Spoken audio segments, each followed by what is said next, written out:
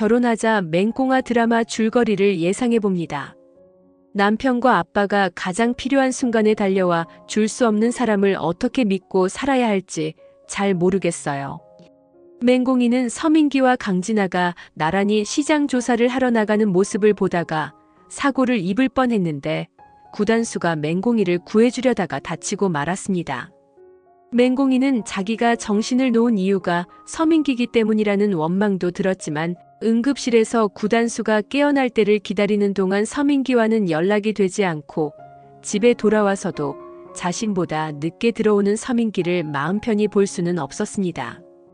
더군다나 정주리는 맹꽁이가 회사 일 때문에 늦은 것으로 착각을 하고 잔소리를 했고 집안일까지 마무리하라고 했고 맹꽁이는 종일 지친 몸을 눕히고 싶었지만 서민기를 보니 그냥 넘어갈 수가 없었던 것인데요.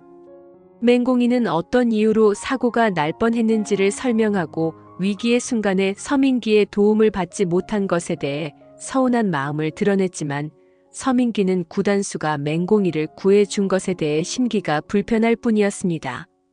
맹꽁이는 서민기와 결혼 생활을 이어나가기 위해선 지금과 같이 서로 신뢰가 부족한 상황이 지속되어서는 안 된다고 생각했는데 서민기는 맹꽁이가 자신과 헤어질 생각을 하고 있는 것인가 의아하게 생각했습니다.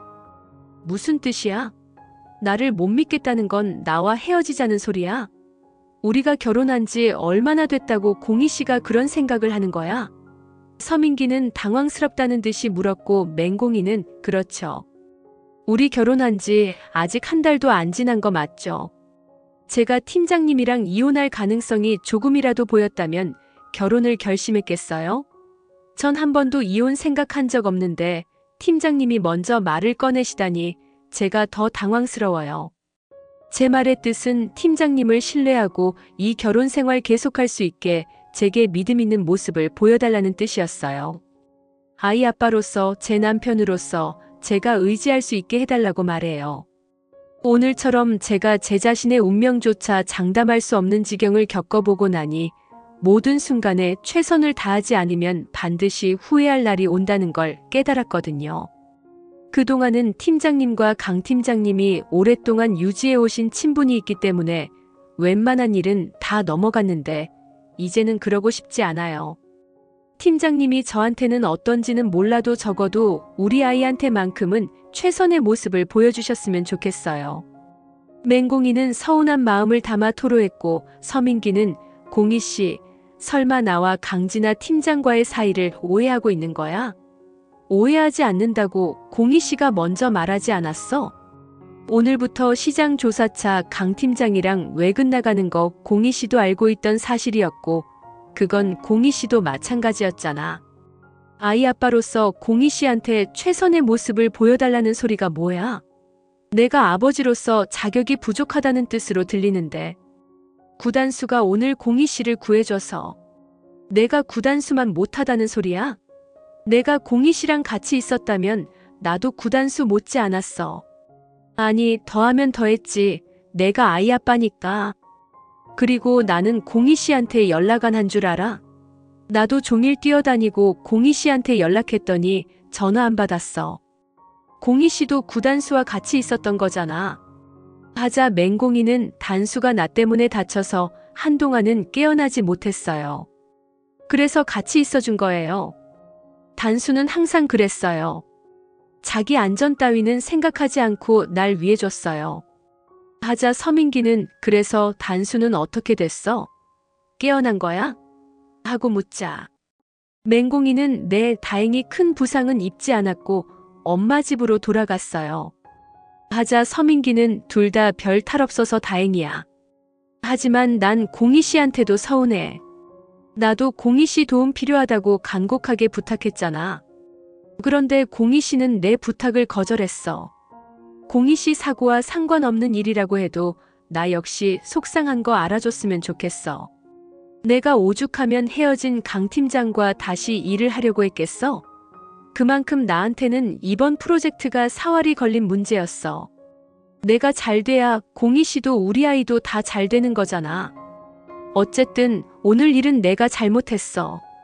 나랑 강 팀장이랑 같이 있는 거 보고 공희 씨가 실수를 했으니 내 잘못 맞지 뭐. 앞으로는 행동 조심할게. 하자 맹공이는 팀장님이 뭘 원하고 달리시는지 모르지 않아요. 하지만 강 팀장님의 도움이 꼭 필요하시다면 선을 지켜주셨으면 좋겠어요. 오늘 같은 일이 또 일어난다면 전 이대로 결혼 생활을 이어나갈 자신이 없을 것 같아요. 전에도 말했지만 제 아이는 저 혼자만으로도 충분히 잘 키울 수 있어요. 하자 서민기는 그런 말 좀 하지 마. 아빠가 있는데 왜 자꾸 그런 소리를 해? 내가 아무리 못난 아빠라고 해도 구단수보다는 나아. 단수 만나서 내가 따로 감사 인사할 거니까 공희 씨도 나한테 말한 것처럼 단수와 거리를 뒀으면 좋겠어. 업무 외에는 말이야. 한편 구단수는 병원까지 찾아와 결국 자신이 친엄마라는 것을 사람들이 보는 앞에서 밝혀버린 오드리가 못마땅했고 맹공이의 만류에도 불구하고 화만 내고 집으로 돌아가 버렸는데요. 강명자는 구단수를 버리고 간 친엄마는 세상에 둘도 없는 파렴치한 엄마라고 알고 있다가 오드리의 정체를 듣고 나자 당황할 수밖에 없었습니다. 강명자가 아는 오드리는 누구보다도 착하고 배려심 깊은 사람이었는데 이제껏 구단수 앞에 진실을 숨기고 살았다는 것이 이해가 안 되었고 오드리가 이미 누군지 알고 있었던 맹경태에게 얼마나 더 큰 비밀을 감추고 사는지 말해보라며 따졌습니다. 하지만 맹경태는 여전히 자기가 죄인이라며 구단수 아버지의 죽음에 대해 언급하지 않았는데요. 구단수도 구혜준의 죽음을 오해하고 있는 상황이라 오드리를 절대 엄마라고 부를 생각이 없었습니다. 강명자는 구단수를 앉혀두고 오드리가 얼마나 구단수에게 관심을 가지고 살았는지 동네를 들여다가도 마음을 돌린 이유가 무엇인지를 설명해주며 오드리에 대해 구단수가 마음을 풀기를 바랬는데 구단수는 뭔가 얻어낼 목적이 있으니 오드리가 남아있는 것이라며 애써 마음에서 밀어내려고 했습니다. 구단수는 오드리가 만들어준 토끼 인형을 보고 다시 생각에 빠지는데 언젠가 구급차에 환자가 실려가던 광경을 보고 구단수가 정신을 잃자 집까지 따라와서 걱정해주던 오드리의 모습이 스쳐 지나갔고 구단수를 위해 옷을 선물해 주던 모습도 생각이 났습니다. 20년 동안 한 번도 만난 적이 없는데 내 몸치수를 어떻게 정확히 알고 옷을 만드셨을까? 그냥 남다른 눈썰미를 지니신 분이라서 우연히 맞춘 건가? 만약 나를 그렇게 깊이 생각하는 사람이라면 어떻게 할머니한테 돈을 요구할 수가 있지? 왜 공희 어머니는 오드리 사장을 좋게 보시는 걸까? 구단수는 오드리의 모든 말이 가식적이고 변명이라고 생각했지만 오드리의 눈빛이 거짓말을 하고 있지 않다는 생각이 듭니다. 구단수는 오드리에 대한 생각과 맹공이가 걱정되는 마음에 잠을 이루지 못하는데요. 맹공이 아이는 정말 괜찮은 걸까? 내일 병원에 가보라고 해야겠어. 공희까지 불행해진다면 정말 난 못 참을 것 같아. 한편 맹공이는 다음날 출근을 하자 강진아가 슬쩍 떠보기 시작하는데요. 공희 씨, 어제 많이 바빴나 봐. 일이 그렇게 재밌어? 그 재밌는 일이 서 팀장을 밟고 올라서는 일인데도 재밌어? 나 같으면 이쯤에서 물러나 줄 텐데. 구단수를 이겨보겠다고 하는 서 팀장님을 바라보고 있으면 어찌나 안쓰러운지. 그 마음을 나보다는 공희 씨가 더 절실히 느껴야 되는 거 아니야? 공희 씨는 구단수랑 따로 노느라 연락도 안 되고. 서 팀장님 어제 잘 들어갔나 모르겠네. 하자 맹공이는 서 팀장님 퇴근이 그렇게 궁금하세요? 그렇게 궁금하시면 사람이라도 붙여보시던가요? 하자 강진아는 공희 씨는 무슨 말을 그렇게 살벌하게 해? 우리 사이에. 서 팀장 어제 나랑 마신 거 얘기 안 했어? 나 이제 공희 씨한테 비밀은 없기로 했거든. 괜히 오해를 사는 거보다는 다 얘기하라고 내가 말했는데 서 팀장님이 말 안 한 모양이네. 두 사람 아직도 냉기류야? 하자 맹공이는 냉기류는 무슨. 서 팀장님과 나는 굳이 말 안 해도 서로가 어떤 마음을 가지고 있는지 다 아는 사이거든요. 물론 강 팀님이 무슨 의도로 그런 말씀하시는지도 알고요. 제가 강 팀장님의 말 한마디에 마음이 흔들리길 바라세요? 강 팀장님 결혼식 전날에 서 팀장님 만나서 울고불고 매달리셨다면서요. 그런데도 서 팀장님은 저와 결혼을 하셨죠. 팀장님이 아무리 제 남편을 흔들어도 서 팀장님은 팀장님한테 가지 않아요. 그러니 강 팀장님, 쓸데없는 수작은 자제해 주세요. 하자 강진아는 지금 쓸데없는 수작이라고 했니? 서민기는 아무런 마음도 없는데 나 혼자 생쇼를 하고 있다는 뜻이야?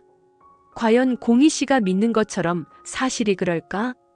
공희 씨는 이래서 답답하다니까. 그러니 디자인도 늘 촌스런 싸구려 시장 디자인을 못 벗어나지. 서민기 팀장에 대해 자신감이 아주 높은 모양인데 언제까지 그 결혼 유지가 될지 내가 지켜볼게. 이번 프로젝트 끝나면 누가 진짜 서민기 여자인 집 한가름 날 테니까 말이야. 하자 맹공이는 전 팀장님을 보면 안쓰러워요. 팀장님은 가지고 싶은 게 너무 많은데 어느 것 하나도 가지고 있지 않죠. 그러면 너무 외롭지 않으세요? 제발 그만하시고 정신 좀 차리세요. 맹공이는 강진아에게 뒤지지 않고 톡 쏘아 붙입니다. 아니 저게 내가 서민기랑 같이 있었다는데도 눈 하나 깜짝하지를 않아? 맹공이 너 정말 많이 컸구나. 강진아는 속이 부글부글 끓어오릅니다. 강진아는 서민기에게 가서 얘기하는데 우리 이번 프로젝트 무조건 성공해야 해. 나 서민기 와이프라고 맹공이를 살살 봐줬는데 이제는 안 되겠어. 우리 호텔 잡고 제대로 일하자고 하자 서민기는 호텔을 왜 잡아? 그리고 시장 조사는 끝났으니까 웬만한 업무는 회사 내에서 해결하자. 하고 말하니 강진아는 뭐야? 서민기답지 않게. 구단수한테 밀려나도 괜찮다는 거야? 구나수야 아무런 성과를 내지 않아도 자동적으로 후계자가 될 수 있지만 자기는 나 없으면 이 프로젝트 완성시키지도 못하고 후계자는 꿈도 못 꾸는 상황이야. 1시간이라도 더 머리 맞대고 일해도 모자른데 회사에서만 논의를 하자고. 갑자기 왜 그래? 맹공이가 잔소리라도 한 거야? 공희 씨가 날 보더니 수작 좀 그만 부리라던데. 민기 씨한테도 단도리를 한 거야? 하자 서민기는 어제 공희 씨가 사고가 날 뻔했어. 우리 두 사람이 같이 차 안에 있는 걸 본 모양이야. 정신을 놓고 차도로 들어갔다가 구단수가 대신 사고를 당했어. 하마터면 공희 씨가 큰일 날 뻔했어. 하자 강진아는 그래서 그 사고가 내 탓이라도 된다는 얘기야? 맹공이가 도끼 눈을 뜨고 날 쳐다본 이유가 그거였어? 자기가 잘못 행동한 걸 우리한테 뒤집어 씌운 거야? 정말 어이없네. 구단수 얼굴에 무슨 상처가 많길래 누구랑 또 싸웠나 했더니 사고가 나서 그렇게 된 거였네. 하자 서민기는 우리 잘못이 아주 없는 거 아니잖아. 나도 이제는 아이 아빠로서 책임 있는 행동하고 싶어서 그래. 남들 오해를 살 만한 행동 우리 그만하자. 아니 진아가 그만 멈춰줘. 하자 강진아는 정말 우유부단한 서민기구나. 나는 그렇게 못하겠는데? 그럼 내가 이 프로젝트에서 아주 빠져줄까? 혼자 헤쳐나갈 수 있겠어? 구단수와의 경쟁은 버리고 그냥 평범한 월급쟁이로 만족할 수 있겠어? 그걸 원한다면 지금이라도 말해. 당장 프로젝트 취소시킬 거니까 혼자서 해결해봐. 어디? 강진아는 획 토라져서 나가버립니다. 한편 구단수는 오드리가 전날 응급실을 찾아와 보호자라고 자처한 것이 마음에 걸려 있는데요. 황익선은 구단수를 불러 따집니다. 너 어제 병원에 실려갔다면서? 그런데 왜 나한테 연락을 하지 않고 보호자 명단에 그 물건 이름이 있는 게야? 네가 부른 거야? 하자 구단수는 내가 정신을 잃었는데 어떻게 그 사람을 불러요? 눈 떠보니 그 사람이 와 있었어. 하자 황익선은 그거 봐라. 내가 뭘 했어? 네가 어디서 뭐라고 다니는지 시시때때로 감시를 하고 있는 사람이다. 그래야 나한테 한 푼이라도 더 뜯어낼 구실을 만들 수 있으니까 말이다. 그래서 넌 그 물건한테 뭐라고 했어? 설마 엄마라고 부른 건 아니지? 그 물건이 엄마 자격이 어떻게 돼? 하자 구단수는 할머니 좀 이해가 안 가는 부분이 있는데 내 친엄마라는 사람 어제 응급실에 와서 많이 울고 갔어. 나한테 정도 없는 사람이 왜 그랬을까? 하자 황익선은 그 물건이 원래 그렇게 연기를 잘해. 불쌍한 척, 너한테 진심인 척 연기를 해야 너를 속일 수 있으니 그러지. 이제 자기 정체가 다 드러났으니 무슨 짓을 못해? 그 여자 연기에 속지 말아라. 다행히 네가 별탈 없이 깨어났으니 망정이지. 또 뭘 빌미로 돈을 요구했을지 생각만 해도 지긋지긋하구나. 하자 구단수는 할머니한테 20년간 돈을 뜯어간 사람이 고작 그런 작은 수선집을 왜 하고 있을까? 할머니가 보여준 차용증만 보더라도 빌딩을 몇 채는 사고 남았을 돈인데 내가 본 그 사람은 엄마란 거 알기 전에도 너무 수수해서 말이야. 정말 돈 있는 사람 맞아? 아들 버린 대가로 돈을 챙겼으면 그 돈으로 떵떵거리고 살고 있어야 맞는 거 아닌가? 왜 그 모양으로 밖에 못 살고 있나? 도저히 납득이 안 가잖아. 하자 황익선은 내가 그 물건이 돈을 어디에 쓴 것까지 어떻게 아니?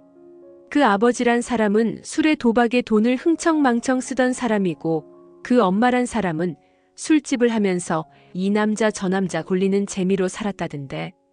돈이 집안에 붙어 있을 새가 있었겠니? 그 부모 모르게 돈을 숨겨놓았던지 그 물건도 사기 도박을 하고 돌아다니는 건지 어떻게 알아? 너는 그런 것까지 신경 쓰지 마라. 그나저나 이제는 그 물건이 대놓고 널 찾아와 친엄마라고 유난을 떨다니. 정말 분수도 몰라도 너무 모르는구나. 이 할미가 그 물건 때문에 제명에 못 살겠어. 황익선은 오드리에게 마지막 경고를 날리기로 작심을 합니다. 황익선은 서덕수를 시켜 오드리에게 수선집을 정리하고 떠나라는 말을 전하였는데요. 오드리는 구단수가 엄마의 존재를 알고도 받아들이려 하지 않으니 이제는 이 동네에 남아있을 이유가 없다고 생각합니다. 오드리는 맹경태에게 구단수의 생일에 편지를 전해달라는 부탁을 하고 떠나기로 하는데요. 맹경태는 오드리가 떠나기 전에 구단수에게 알려야겠다는 생각을 합니다. 단수야, 이거 오드리 사장이 너한테 남긴 편지야. 그 안에 무슨 말이 적혀 있을지는 몰라도 오드리 사장님이 진심으로 너한테 하고 싶은 말이 있을 것이요. 구단수는 맹경태가 전해준 편지를 열어보았는데 오드리는 구단수에게 마지막 인사를 한다는 내용이었습니다. 단수야, 언젠가 너를 만나면 무척 행복할 것이라고 생각했는데 너한테 불행만 안겨주고 떠나게 되었구나. 엄마가 정말 미안해. 난 더 이상 변명 같은 건 하지 않을게. 너한테 주려고 20년간 틈틈이 옷을 만들었어. 이제는 네가 다 자라서 입을 수 없는 작은 옷들도 있지만 엄마는 그걸 만드는 동안 너무 행복했다. 내 아빠가 죽은 줄도 모르고 아빠 옷도 만들었는데 네가 대신 입어준다면 좋겠지만 그건 내 욕심이겠지. 거나 엄마 아빠가 너한테 붙여준 이름 불러보는 것도 마지막이겠지.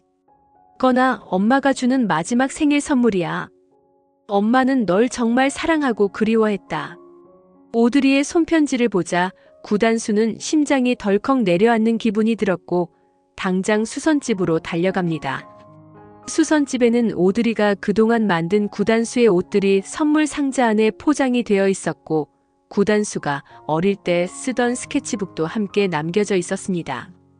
그리고 구혜준이 오드리에게 남긴 편지와 반지까지 고스란히 남아 있었는데요. 구단수는 할머니와의 말과는 달리 오드리가 구단수에게 얼마나 진심이었는지가 느껴져서 가슴이 뭉클해졌습니다. 아버지의 편지를 읽어본 구단수는 할머니 때문에 엄마 아버지가 이사를 수십 차례 다니며 산 것을 알게 되는데 오드리가 남긴 통장에는 잔액도 얼마 남아있지 않은 것을 보고 역시 예상한 대로 오드리 사장은 돈 욕심에 쩌든 사람이 아니라 수수하고 평범한 사람이라는 것을 깨닫게 됩니다. 엄마를 붙잡아야 해. 절대 또 나를 떠나게 해서는 안 돼. 구단수는 오드리를 찾아 나섰고 오드리는 동네를 떠나려고 택시를 잡으려고 하던 차였습니다. 구단수에게 옷 한 벌 직접 해입히는 게 소원이었던 오드리는 편지 한 장만 남겨두고 떠났지만 구단수는 오드리를 이렇게 떠나보내면 후회할 것 같았습니다. 구단수는 오드리를 붙잡고 동네를 떠나지 말라고 하는데 황익선의 서덕수에게서 그 소식을 듣고 경악을 합니다. 또 이 물건이 우리 단수를 꼬여냈어. 황익선은 구단수에게 구혜준이 왜 죽었는지 자세히 알려주려고 부르지만 구단수는 오드리에게서 구혜준의 죽음의 경위를 듣게 되고 오드리 때문에 구혜준이 죽은 것이 아니라는 것을 알게 됩니다. 시청해주셔서 감사합니다.